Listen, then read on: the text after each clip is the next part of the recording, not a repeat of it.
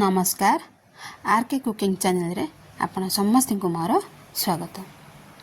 आज आम छोट निमिकी बा क्रिस्पी निमिकी किपरि बनैबा देखंतु मुठा करके धरले पूरा भांगी जाउछि। आ डेरी कहीं चलंतु बनैबा। प्रथमे आम मैदा को काढ़िबा।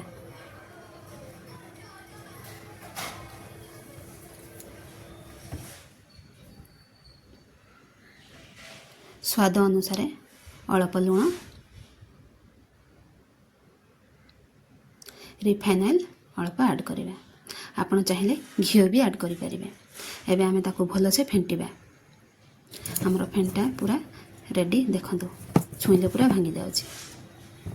एबे आमे सेथरे पानी ऐड करिके ताको भलो से चकटिबा।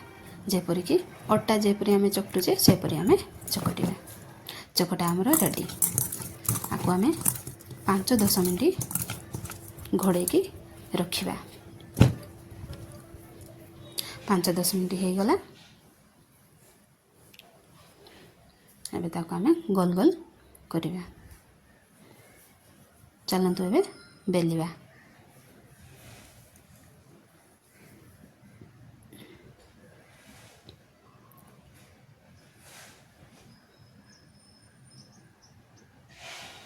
एबे कटिंग करिबा।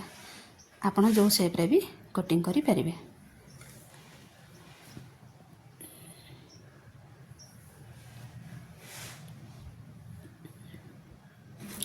कटिंग हमरो पूरा रेडी हो गलानी। देखंतु हमरो पूरा कटिंग रेडी। चलंतु एबे फ्राई करिबा। तेल गरम हो सारलानी फ्राई करिबा। टिके कलर जस्ट टिके लाल लाल कलर हो सारा परे हम ताकू काढ़िबा। अन्य पात्र रे रखिबा।